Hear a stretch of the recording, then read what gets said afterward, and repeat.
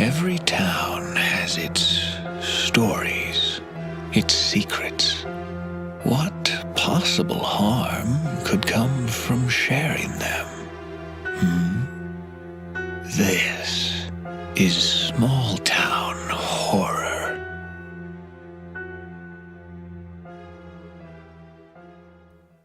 My name is Ryan Jennings. Small Town Horror is a bi-weekly podcast documenting my return to Creighton, Minnesota, and my continuing search for answers. For more details, please listen to all previous episodes.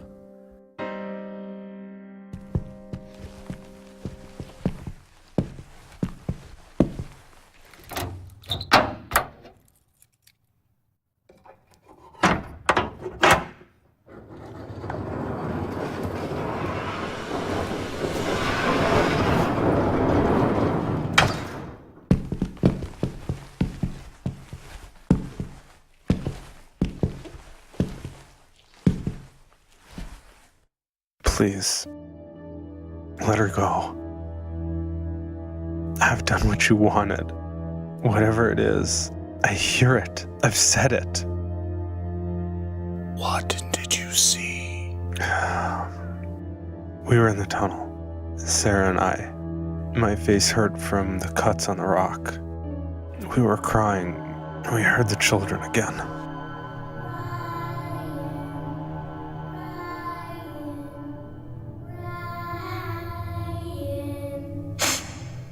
Come on, I found something.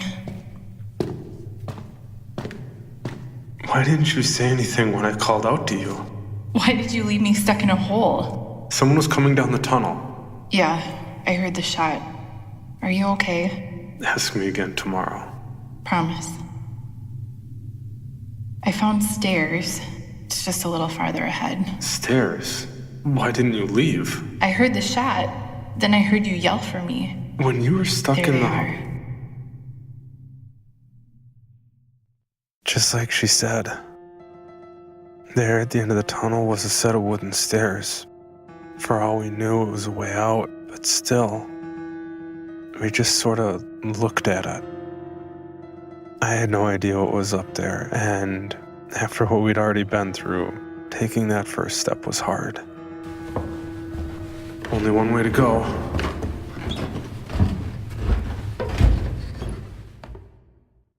It didn't feel right.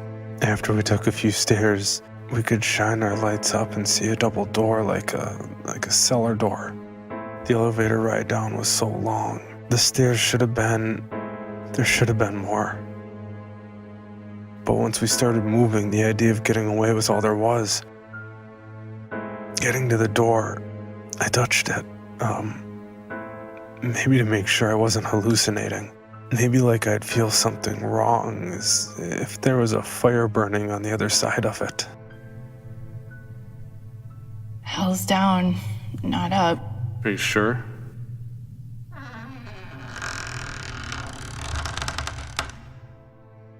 Even with flashlights, at first there was only darkness. We were in a room, like a cellar.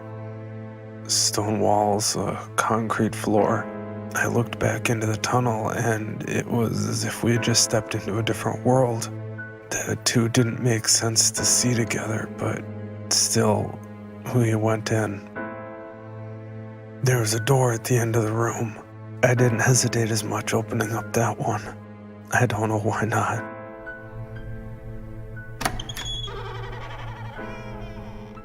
Sarah was wrong about where hell was.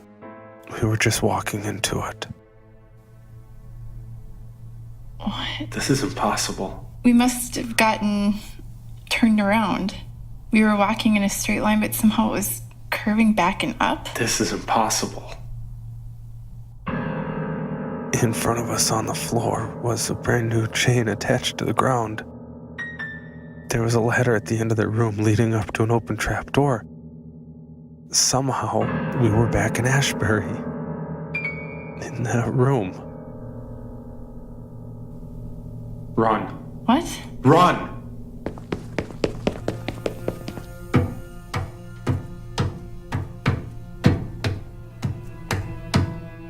And it was the same place. It really was Ashbury. At the top of the stairs, we were surrounded by animal carcasses, but it was different. I don't know how. Maybe they'd moved. As soon as I climbed out of the basement, I felt like there were eyes on me. Small black eyes staring at me. All the eyes. Even the deer, its head lolled to the side, its tongue hanging out of its mouth, the sick stench of rot. What? Nothing. It's still raining. That's not rain. It's ash. It's raining ash. For just a moment, I thought we'd walked out into winter. The ash felt like snow and covered the roofs and the ground, like walking out of a nightmare into a dream. But it was just another nightmare. That's Stop saying that. It's not impossible. It's happening. We need to get the fuck out of here. Ryan? I don't think they're gonna let us go. They stood outside of the town in the distance, past the tree line, the blurred outline of people dressed all in black. Come on. She took off without waiting for me. I don't blame her. I should have been running from the start, but every turn we'd taken seemed to be something else, something worse, and I started to feel like my mind was shutting down. Oh my God. What did you see? There was a man. Just a man. I think, shirt, jeans, standing next to a tree. And he had a black hood on over his head and his face. There's a chair next to him. Old wooden chair and a noose hanging from a branch. We just stood there staring at him as he climbed onto the chair, looped the noose around his neck, and kicked the chair away.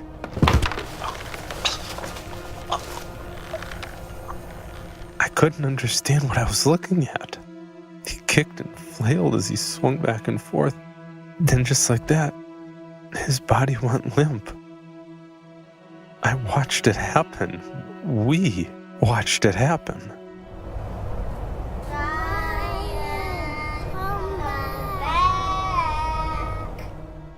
It was all around us. More figures in the distance. We ran back to town. It was the only way that wasn't blocked.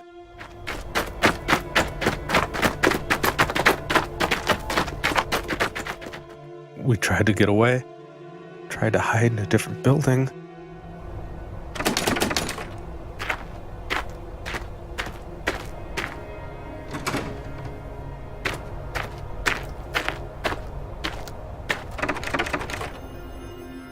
But only one building was unlocked. Even the first one we tried when we got into town was locked. We had to go back to the one with the animals. We ran inside and slammed the door, pushing a shelf down to block it. And then we covered the trapdoor with the deer carcass and just sort of fell to the ground, huddled against each other. We could barely move, but we could just see up over the edge of the window. We watched them. They kept walking up in front of the building like they wanted us to see. One by one. First, a man walked in front of the window. He was dressed in black, and it was hard to make out anything through the rain. He stood there like the man at the tree, before pulling a gun from his pocket. Before I could grab Sarah and try to shield her, the man raised the gun to his head and killed himself. His body dropped to the dirt and mud in a heap. Why would he do that? And then there was the noise.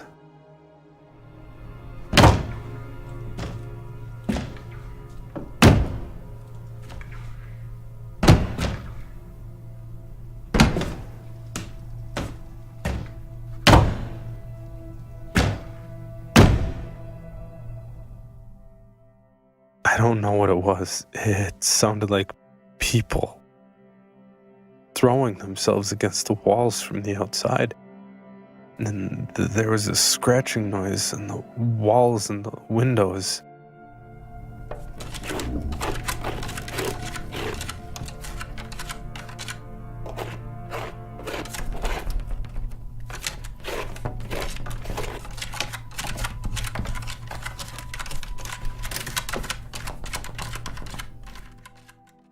And more people kept coming. They might have a gun.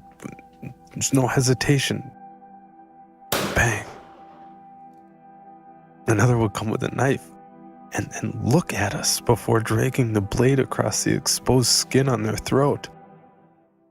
Body after body just piling up in the streets. Blood was everywhere.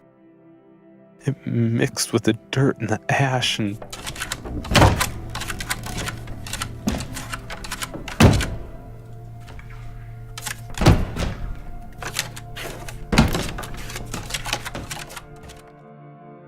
I don't know how long we were there before Sarah reached out and grabbed my pack. She started to dig through it out of desperation, looking for something. Anything. But that's all it was desperation. And then she grabbed my phone. There's no signal out here. Try anyway. Nothing. Wait, I got a bar. Damn it, it's gone. What are you doing? I'm recording something. What? If I can record something, maybe I can get it uploaded to the website. How are you going to do that without a signal? I don't know. Maybe something will get through. What are you even going to say? I don't know. I just have to warn people. Watch the window. Hey, this is Ryan Jennings. I don't know if I only hear this. I don't know if it'll upload. There's really no cell reception out here. This is the first chance that I've gotten to do anything. If you're listening. By the time I was done with the call, Sarah was pulling at my arm. I don't see anyone. We have to go.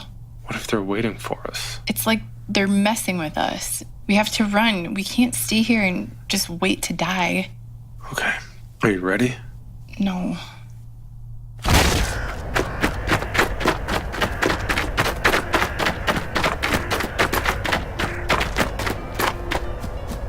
And we ran.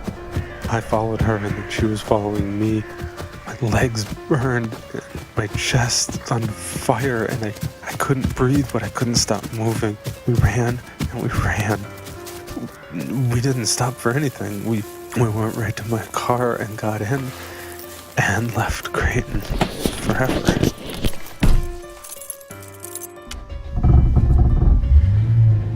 We didn't talk. Sarah cried on and off as we drove. I turned the heat on. Even in June, the car felt so cold. It was hard not to shake. I'd sweat through my shirt and I was freezing. No part of me thought to go to the police or the FBI or the DNR. I just had to run. It was like I was a kid again. No one was gonna believe me. I had to run. I had to run again. If we stayed, I couldn't. I couldn't stay any longer. And Sarah didn't offer up any argument. We drove until about midnight.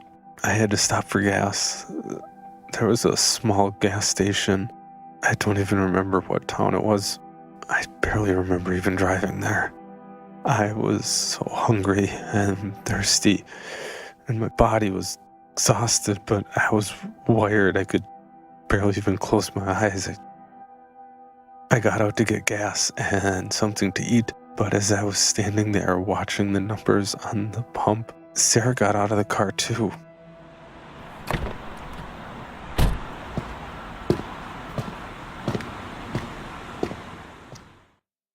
She didn't say anything. She just started walking down the road towards a bar.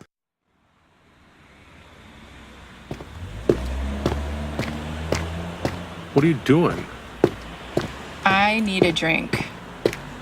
We need a drink. And we drank. Okay, let's go. Wait, What? let's just stay for one song. I never listen to music anymore. Just one song. Okay. Up now, Marcella Carmona. It's a song called Here I Am.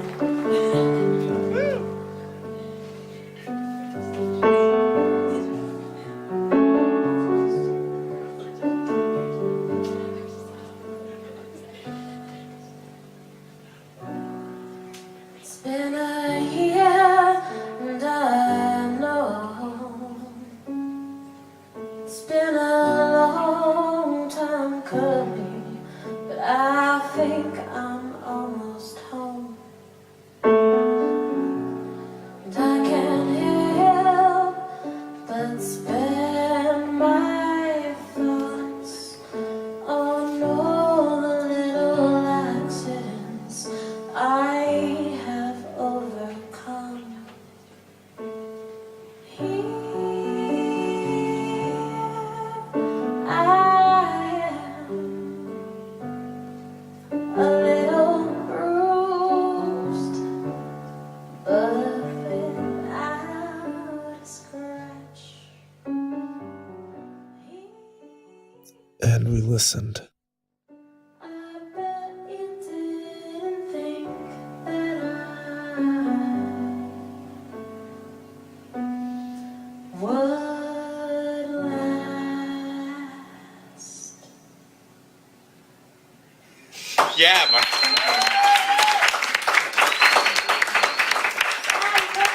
yeah.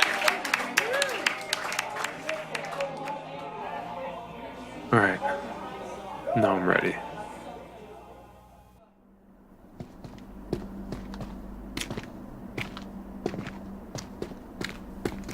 Where do we go now? Away. Anywhere. But not back to Creighton. We can never go back to Creighton.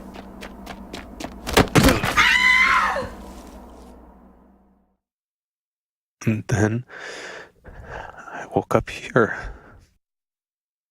I asked where I was, and you put those headphones on me. It made me listen to that. And Sarah, I have nothing left to give you. I've said everything you wanted me to say. Just please let her go. Do you hear it? Yes. Do you understand? No. Okay. Okay. Okay. It's time for you to go.